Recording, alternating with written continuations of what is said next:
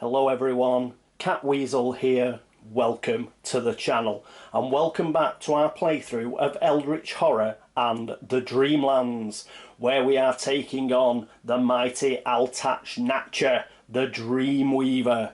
Now, before we get started, very similar to last time, what we're going to do is we're just going to have a few narratives from the players to introduce their characters, and we're going to do that in a segment called Previously on the Dreamlands. Once we've gone through that, then we will get straight into gameplay with our first player, who is Mandy Thompson.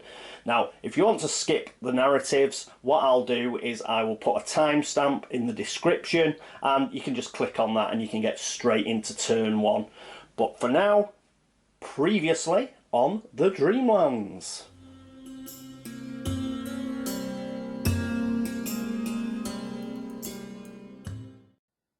Mandy loved the vibrancy of Shanghai.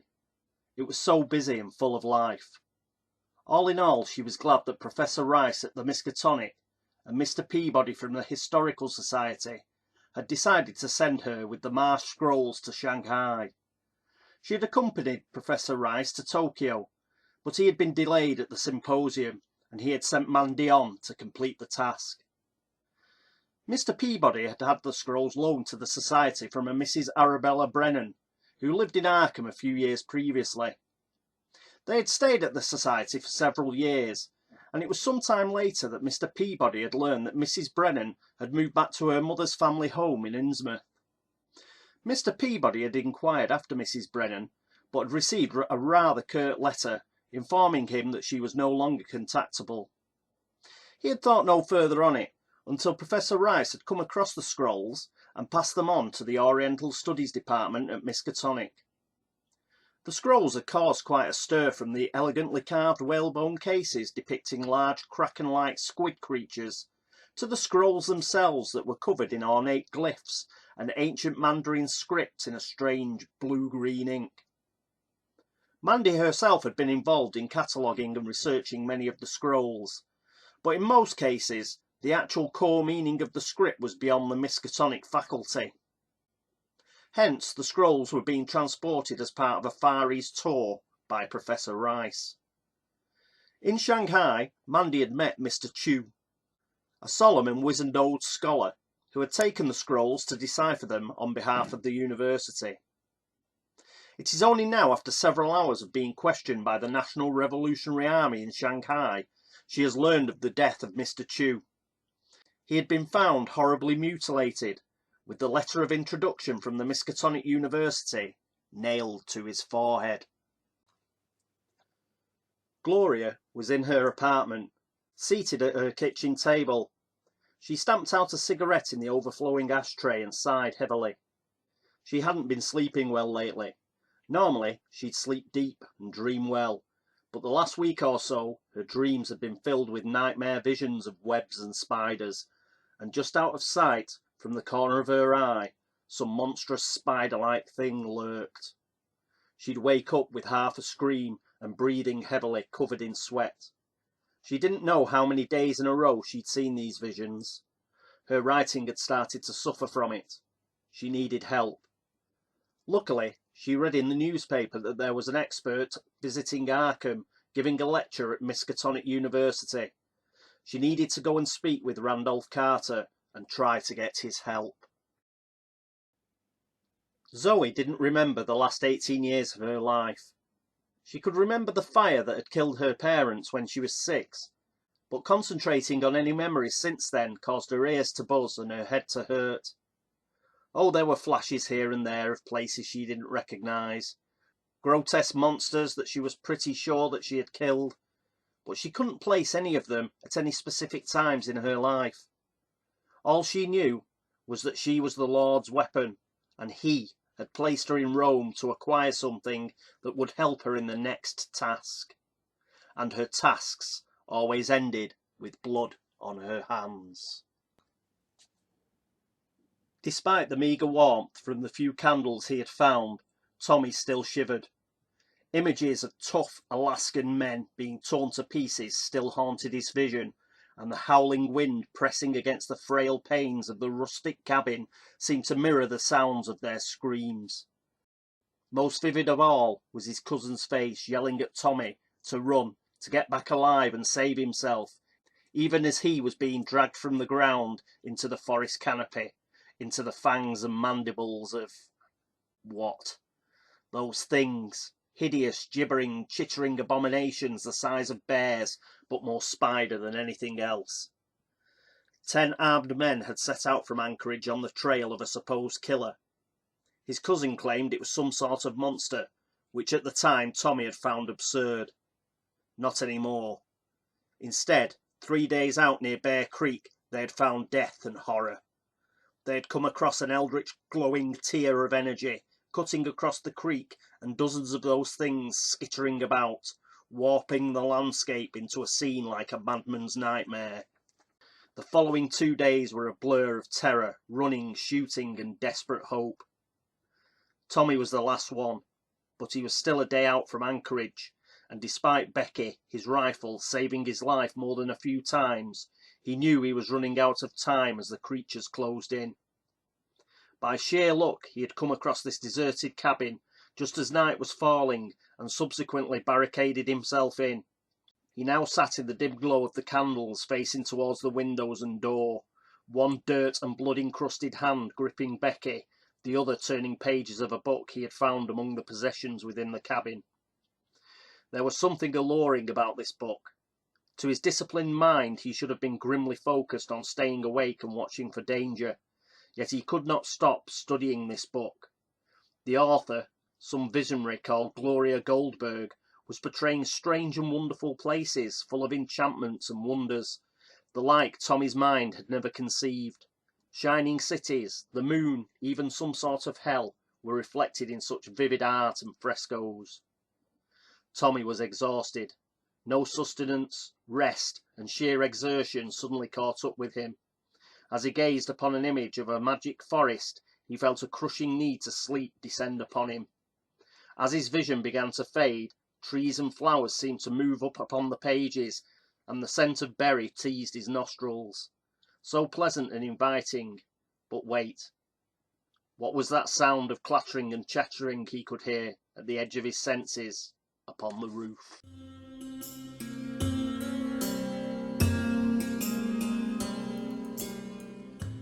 And here we are with our first player, Mandy Thompson, who is in Shanghai. So what is Mandy going to do? Well, for her first action, she is going to try and acquire some assets. So we'll need some old friends. Yes, some dice. I haven't used dice for ages. So let's get back into it. So what she's going to do is she's going to roll for her influence, which is 3. She's got nothing to help her for the time being, so it's just 3 dice.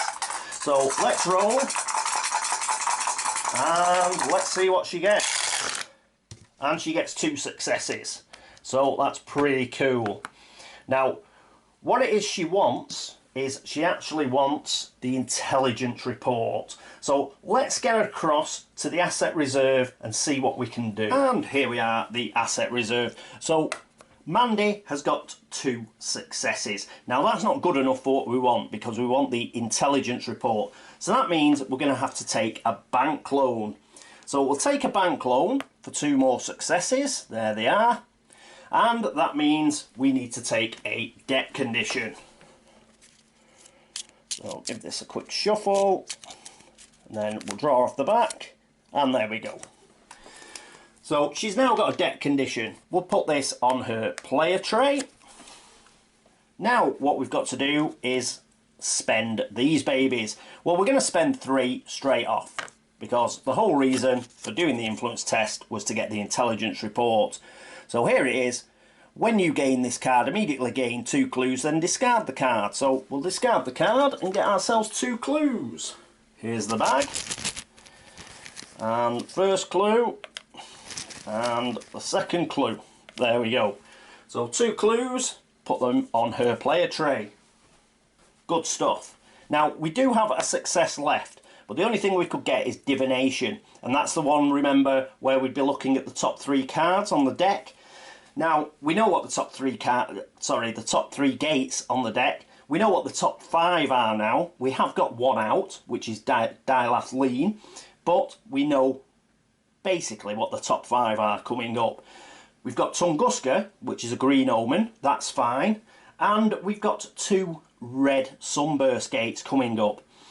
But I think there's a good chance that we'll miss red sunburst. We'll probably get a blue constellation this turn, and then we'll get red sunburst the turn after.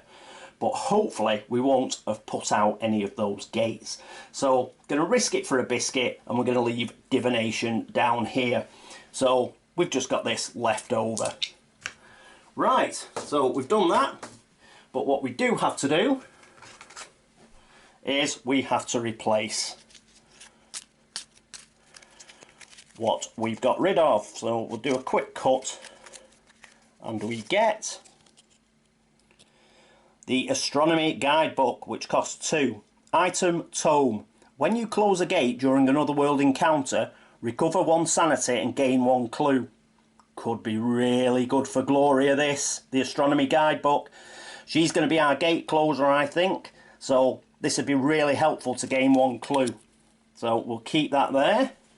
Remember, she has got a special ability to pick up tomes when she's in a city. So that is the asset reserve refreshed. Let's get on with Mandy. Let's get back to Shanghai. And here we are at Shanghai. What Mandy's going to do now is she's going to prepare for travel, and she is going to take a train ticket. So she's been picking up quite a lot of stuff this turn.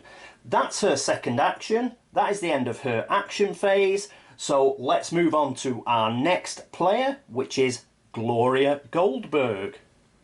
And here we are with Gloria and Arkham.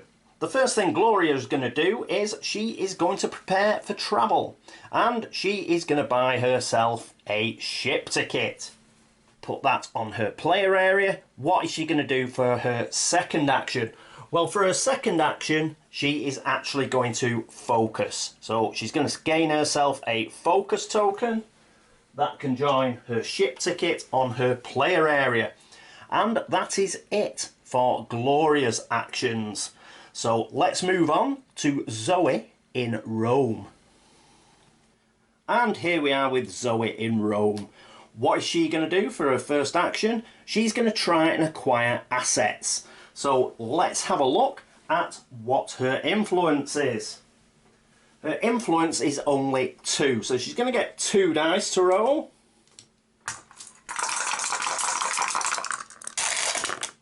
And she gets 2 successes. She's an absolute star. I love rolling dice. So we'll put those down by the asset reserve. Let's get down to the asset reserve and see what she's going to buy. And here we are at the asset reserve. Ideally, what she'd want is the arcane blade, but that costs 3. So again, we're going to be taking a bank loan. So that will give us 2 extra successes. So let's pop these in here. So once again, we've got 4 successes. So let's have a look. And let's pick out a deck condition. We go off the bottom and we get first go. So that is her deck condition. We will put that over on her player tray. But we will also spend 3 of those, and we will gain the arcane blade. Just the thing for a face puncher like Zoe. So item, magical weapon, gain +2 strength when resolving a combat encounter, gain +2 law when resolving spell effects. Brilliant. So let's put that on a player tray. And once again, we have a spare, but we're not going to spend it again. So let's forget that, get rid. And what we're going to do is, obviously, we are going to replace what we've just taken from the reserve. So we'll just do a cut to save time. And what do we get? We get Gambler's Dice for 3. Trinket. You roll a minimum of 2 dice when resolving tests. Once per round you may re-roll 2 dice with matching results when resolving a test. Not bad. So they go in there. Let's get rid of these. And that is the end of Zoe's first action. Let's get back up to Rome and see what she's going to do next. And here we are with Zoe in Rome. What's she going to do? Well, immediately she's going to take a local action. She wants to get rid of this debt condition. So she needs to test influence. So we'll get a couple of those dice we already used. Let's see if she can get rid. Oh, unlucky. No, a 4 and a 2. Just wasn't able to quite do it, unfortunately. So she keeps the debt condition, I'm afraid to say. So we do have 2 investigators now who have a debt condition. That is it for Zoe. So let's move to our final player this round, who is Tommy Muldoon, and he is up in Anchorage, Alaska. And here we are with Tommy. What's Tommy going to do? Well, for his first action, he's going to rest. The reason he's going to rest is he's going to try and get into the Dreamlands. So he hasn't got a clue to spend, so it means he will have to test will. His will is 3, minus 1 is 2 dice. So come on, Tommy. And he gets a 6. Good lad. Tommy is going to the Dreamlands. Let's move across right away. And here we are at the Dreamlands. Now, when you get to the Dreamlands through resting, you go to the Enchanted Wood. So that's where Tommy is. Now, he also gets a free action here. This is a local path to Altach, so that doesn't cost you an action. So he's actually going to move to Altach. And what is he going to do for his second action? Well, for his second action, he is going to travel, and he's going to move to Dilath-Lean, where the gate is. Yes, he's going to try and shut that gate. So, well done, Tommy. He is our first investigator into the Dreamlands. Brilliant stuff. That is it for his action phase, and that is it for the investigator's action phase. Next up, the encounter phase.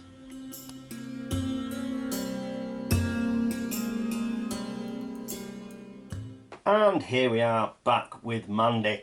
Mandy is going to have a Shanghai encounter. She wants to improve her law, if at all possible. So that is going to be the purple Far East deck, which is here. We'll give it a quick shuffle and a quick cut and see what we get. Right, Shanghai. The old man offers to make tea for you. You see him mix in a strange green powder that he calls tiuk. You may become delayed to wait for it to brew. If you become delayed, the tiuk seems to heighten all your senses. Improve one skill of your choice. Now, normally, I don't like becoming delayed, I must admit. But I'm thinking it's the beginning of the game. Is it worth doing?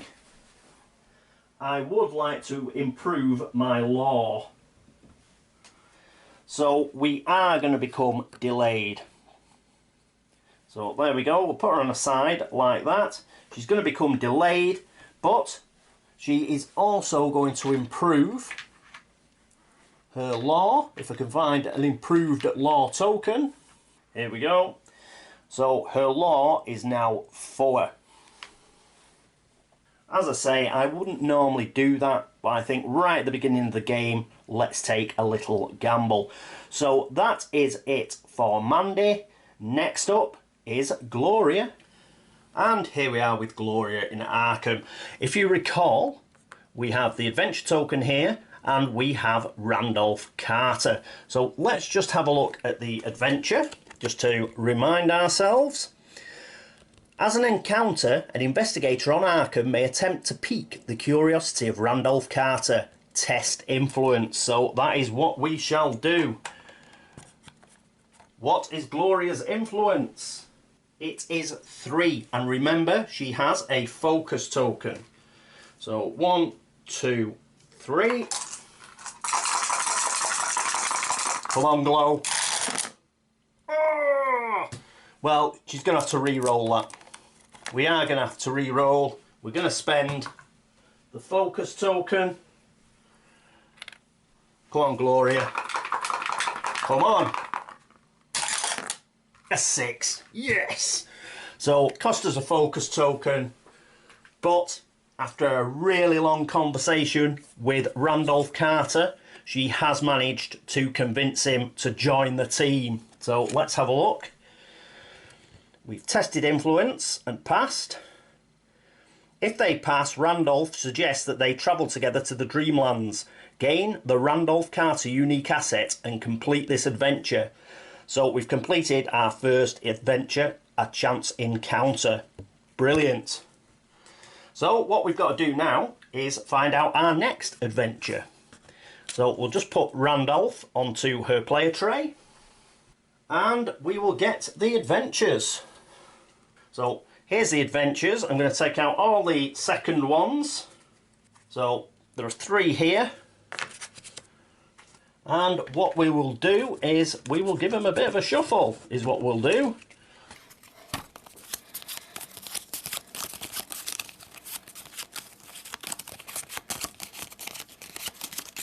So there we go. 1, 2, 3, 4, 5, 6. And we get a 5, so it's this one. Let's see what we get. The Cats of Ulthar, Otherworldly Dreams 2. Your arrival in the dream city of Ulthar is met with great curiosity, and swarms of cats surround you as you make your way through the feline-infested boroughs. When this card enters play, place an adventure token on Ulthar. When this adventure is completed, draw the Beyond the River Sky adventure. Woohoo! After an investigator resolves a location encounter on Ulthar, the Cats of Ulthar beseech him to broker a peace treaty with the Zoogs. And then you do whatever you do. So this is our new adventure, the Cats of Ulthar. We'll put that up there. We'll get rid of these. It says nothing about moving to Ulthar, so I think we're both stuck here, both Randolph and Glow. But we do move the token to Ulthar. Excellent. Righty-ho. So, a successful encounter for Glow, just about, by spending a focus token. Who's next? Well, that'll be Zoe. And here we are with Zoe. Zoe is going to have a roam encounter, so that is the orange European deck. With any luck, she might be able to get herself blessed or something. So let's see. Perhaps I'll put the deck the right way around. We'll do a cut. And let's have a read of Rome, shall we? A man with an eye patch invites you to join the ranks of the Custos Notice High. He warns you beforehand that the sex hidden knowledge comes at a terrible cost. You may gain a dark pact condition to improve will and one other skill of your choice. Let's have a look at Zoe's notes. Well, it doesn't say anything about, you know, particularly going for increasing any of her skills. And I don't think that we would want to take a dark pact. Even though we're going to improve will and one other skill, I think what we will do is we will politely decline. Yes. It's an invitation, doesn't say we have to do it, so we're not going to. Unfortunate, but I don't think a dark pact is worth it. Delayed first turn, fine. Dark pact, no. So we'll give that one a miss, I think. Right, so that is it for Zoe. So our final investigator for this encounter phase is Tommy, and he's over at Altach-Nacha. And here we are with Tommy at Altach-Nacha, where he's going to try and shut this gate. So we need the Otherworld deck. Here it is. Let's give it a quick shuffle. And a quick cut. And where is Tommy going? He is going to sunny Yuggoth, which isn't very sunny at all. You discover a fetid creature with wings and webbed feet. The beast is strange, like something from your wildest dreams. You may spend one clue to resolve the pass effect. If you do not spend the clue, resolve the fail effect. Well, Tommy has no clues, a bit like us. So let's go to the fail effect. The creature is terrifying, but if you can keep your calm, you will be able to overpower it. Test will. What's his will? I don't think it's that good. Oh no, it's 3. That's not bad. So he's got a will of 3. 3 dice. Come on, Tommy. You can do it, mate. Come on. Oh, 2 successes. The man's on fire. So, if you pass, you subdue the creature and use it to return home. Close this gate. And there is the fail condition, should anybody want to read it. And there was the pass. Pass effect. Right. Excellent. Tommy. We're a star. And he closes this gate. Let's get rid of it. Brilliant.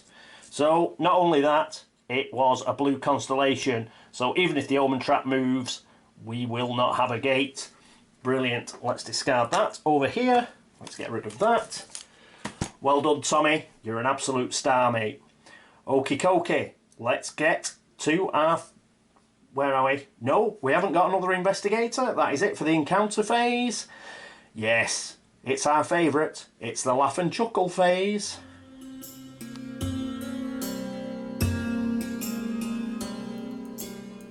And here we are at the mythos phase. The good old laugh and chuckle phase. How we've missed it.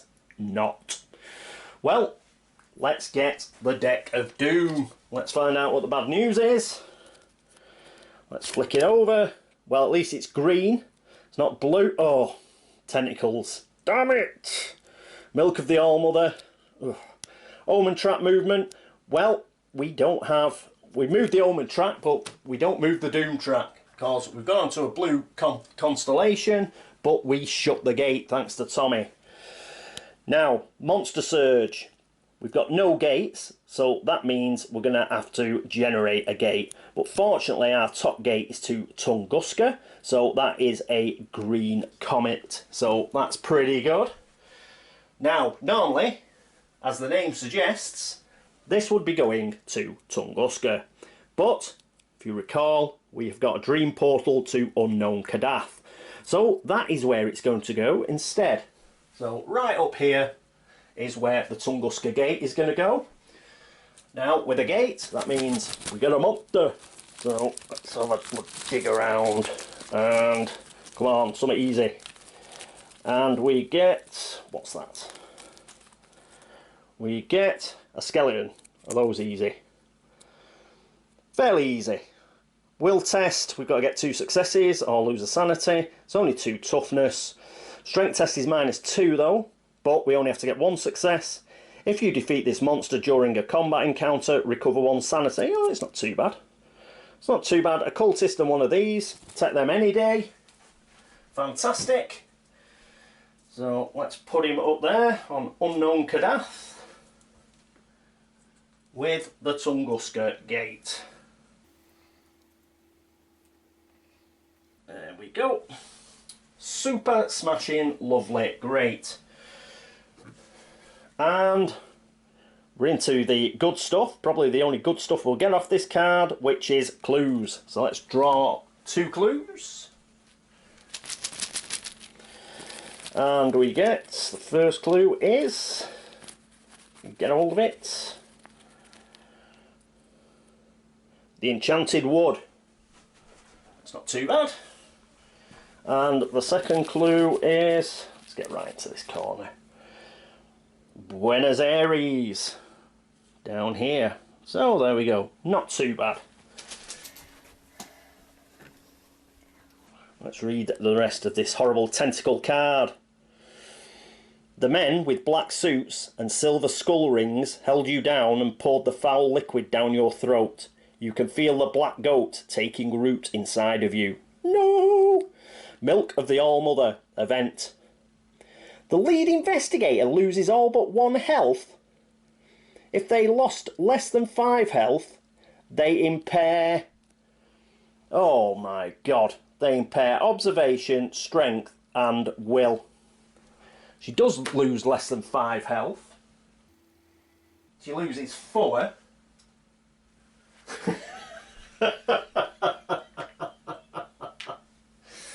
Oh god. So she's got to impair. Well, at least you don't have to impair law. So observate. That is just a pig of a card. What an absolutely horrible card. So that is impairing pretty much everything. Oh, she can't impair her strength. Her strength's already on 1, so we can't do that one. But observation and will we can. I'm sorry to say. So there we go. Observation and will. Oh, her observation is now down to 3 and her will is down to 1. What an absolute pig of a card. The worst thing is obviously she is down to 1 health. Oh, so she is going to have to, yes, she's going to have to get some health from somewhere next turn. And she's delayed. Oh, well, who says green cards aren't horrible? That is one of the worst green cards I've ever had. That is appalling. So, poor old Mandy. We will discard that. Right, so much for it going rather swimmingly. What an absolutely horrendous card that is. Mandy is in real problems. She's got a single health left. The only silver lining of that card was we couldn't impair her strength because she's got a strength of 1. But other than that, that was really bad. And we'd had a really good turn as well. We'd recruited Randolph, we'd closed the gate, and we'd got our arcane blade, and we'd also got our 2 clues from the intelligence report. But that's a real pig on Mandy. Mandy is really up against it now. So all we need, if we have another bad mythos phase, it could be Mandy gone. So whoever's next, it's Lawrence, I think. So get ready, Lawrence. You could be playing by turn 3. Okay, right, so that is the end of turn 1. And apart from that horrendous kick in the nuts at the last there, we have been doing pretty well. We've done really well. We've moved the adventure on. We'd closed the gate. We'd got 2 really good assets out of the reserve. And, well, yeah. So that is really, really bad. I'm going to have to think of something before turn 2. And no mistake. So, there we go. Thank you so much for watching. Thank you so much for all the subscriptions, for all the views and for all the likes. It is very much appreciated. I know I say it all the time, but it is. Thank you very much. Thank you for all the help and support. And thank you to everybody who's been across to Board Game Links to upvote the site. It is much appreciated, as I say. And, as always, thanks to everybody who's been on BGG and liked any of the videos or made any comments whatsoever. Thank you so much. Well, that is it for turn 1.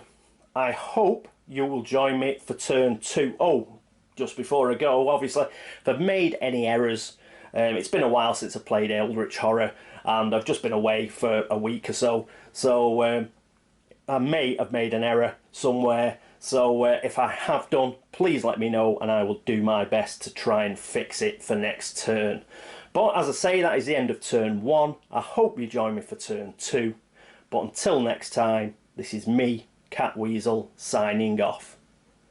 Toodaloo.